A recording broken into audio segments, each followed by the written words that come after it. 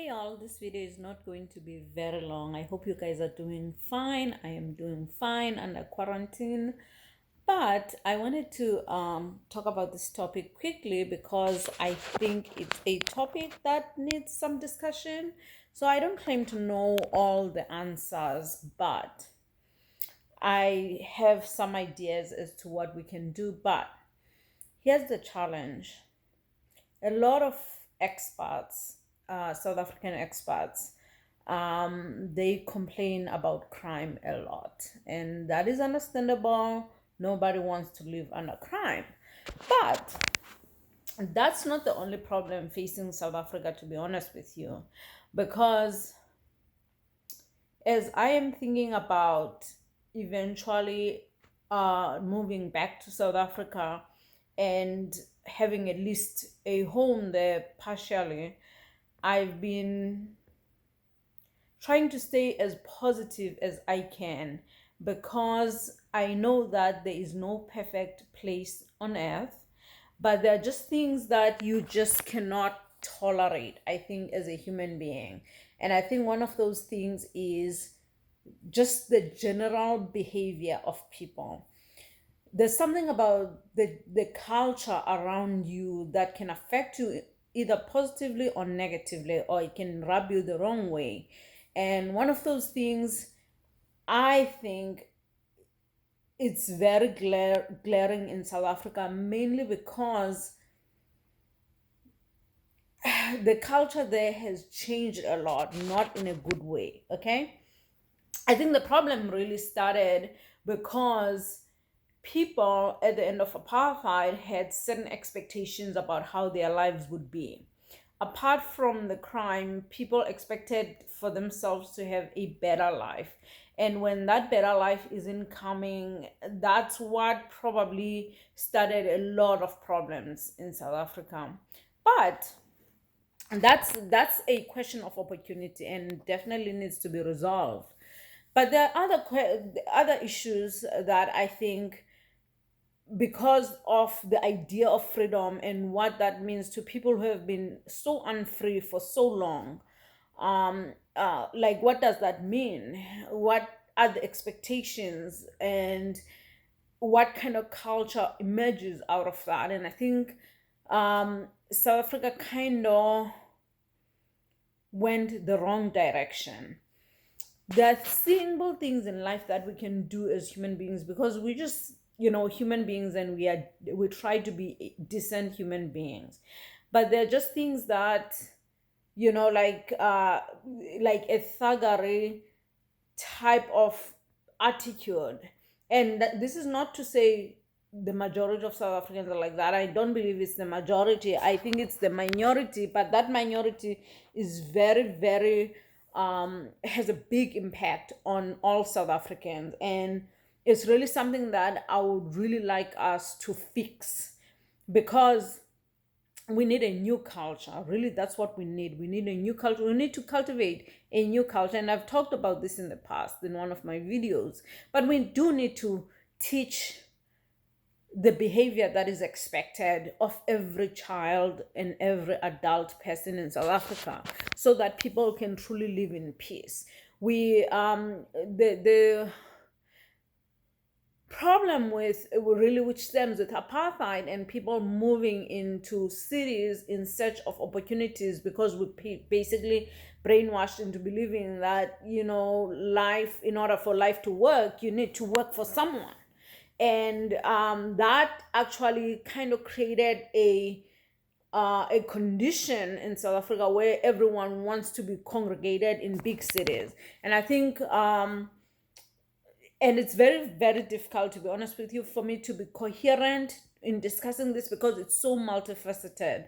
But one of the things that I think is a problem in South Africa, we have a very centralized everything. And I'm using the word everything because when it comes to government, the government works in big cities, doesn't work as well in, townships. It doesn't work as well in rural areas, especially predominantly black areas.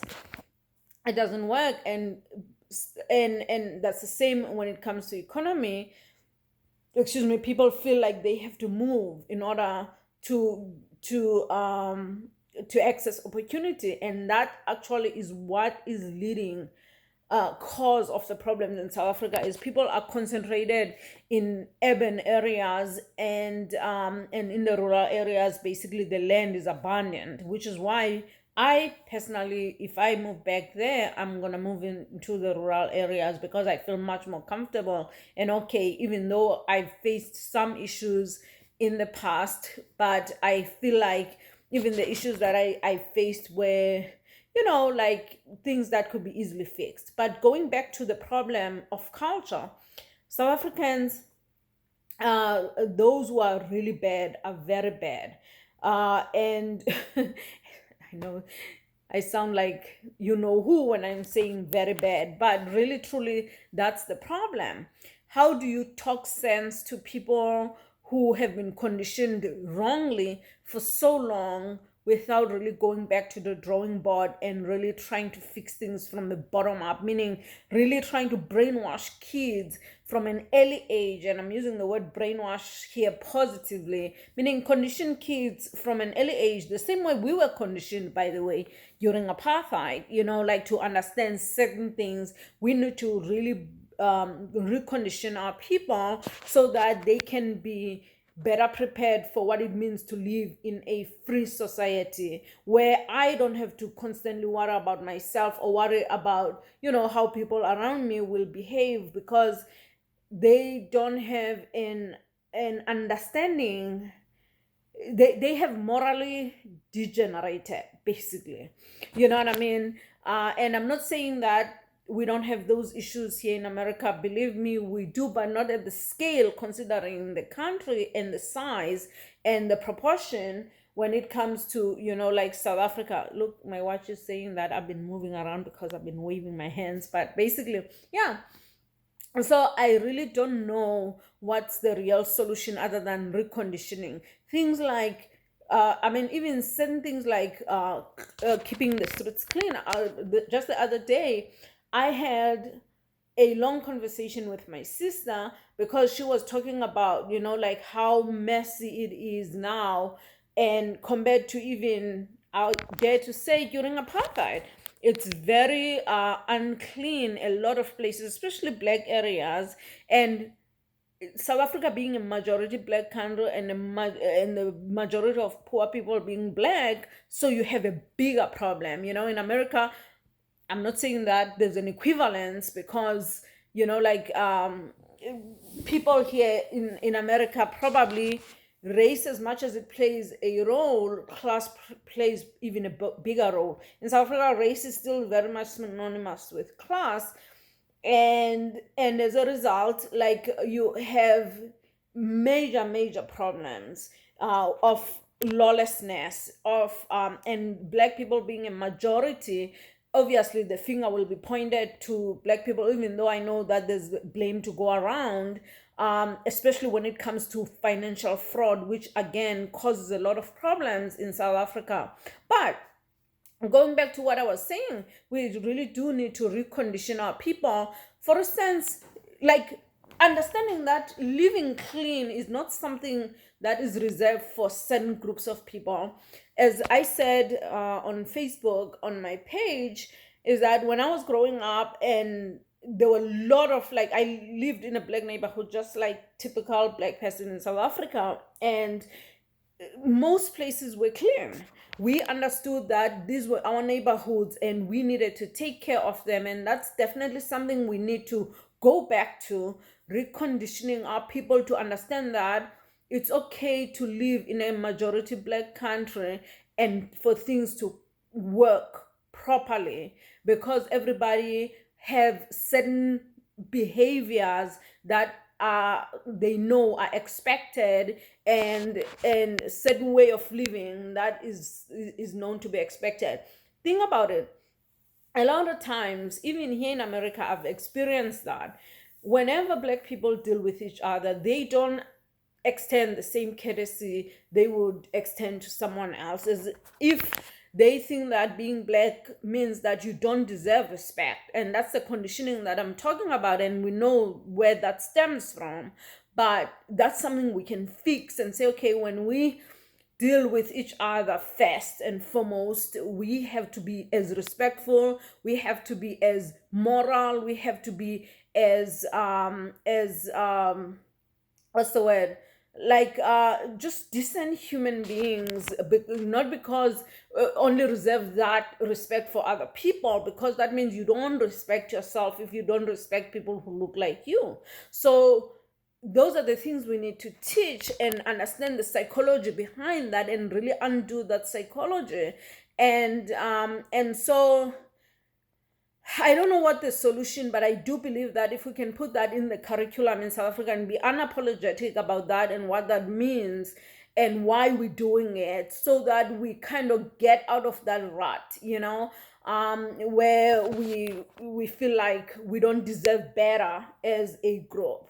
And I think that's something that we need to reteach and really go out of our way to emphasize it, and so that we can really start to rebuild, because really that's what we need to start to rebuild who we are as a people, so that we can be comfortable and respectful of ourselves, because if we don't, no one else will.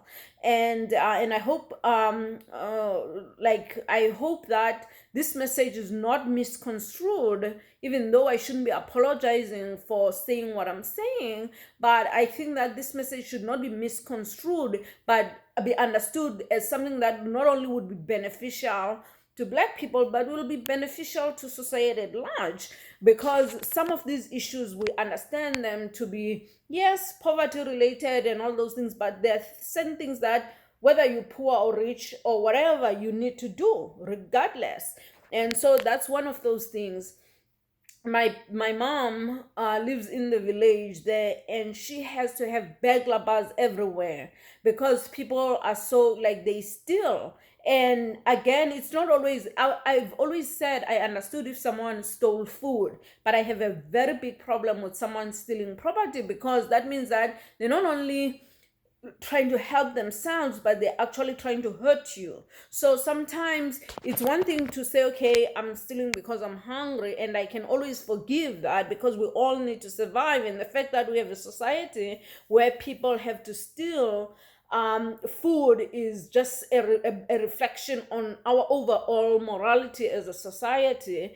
But at the same time, that doesn't justify you either hurting someone physically, or like stealing their property in hopes of selling it and making money for yourself, thereby leaving that person bitter and and basically just being thankful that you didn't hurt them. So those are the little things we need to teach. We need to teach that we can live in clean neighborhoods, well-planned neighborhoods. We can live in working schools. We can live in places where people can just go out and go walking distance and go shop and not have to worry about anything, just like I do here in America constantly. I do that all the time, where I don't have to worry about if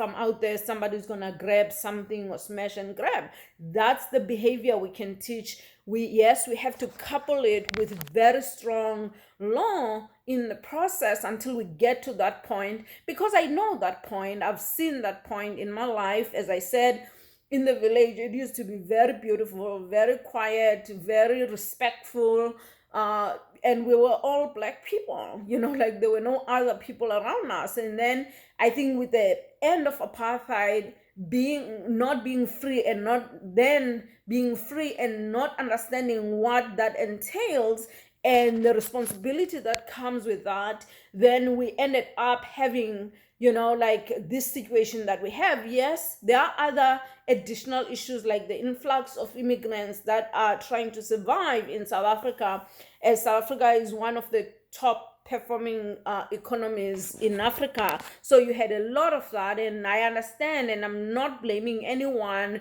or anything. I'm just saying that we have to have expectations for ourselves as a people, so that we can move forward in a way that we don't always have to run away from each other. Do you understand what I'm saying? Because it's a problem, and we can't really, in South Africa where the majority of people are black, you can't really run away. Like you have to deal with the issues and not excuse them, because if you do excuse them, then you are giving yourself excuses not to do anything. And as my husband liked to say, you're either full of solutions or you're either full of excuses. So and I hope that this made sense, what I was saying here, in terms of making sure that we recondition our people, rebuild our sense of self, rebuild how we live, how we do things, our expectations of ourselves, expectations of our government, how it's supposed to work. All those things, those are the things we need to teach and expect from everyone, and then enforce them, because that if we don't, then we're gonna lose generations and generations of South Africans, because we are not willing to make the sacrifices that are necessary to not only benefit ourselves but to benefit future generations. And I hope that this will start a conversation as to what are the solutions, what are the things that we can implement on the ground, to resolve some of these issues, because it's very difficult to convince someone who's already has a set idea of who they are. So I believe studying them young and really teaching them there's a sense of worth and a sense of understanding of what it is that they need to do is a great start. But we cannot leave it there, because we already have a generation of spoiled people who need to either get with the program or face the consequences, because we are really in deep trouble. And I say this as someone who intends to go back to South Africa and live, even if it means living partially there, after my retirement. So yeah, tell me what you think, and tell me if I'm off base, and tell me what's the best solution. Thank you so much, and I hope you thumbs up this video if you agree.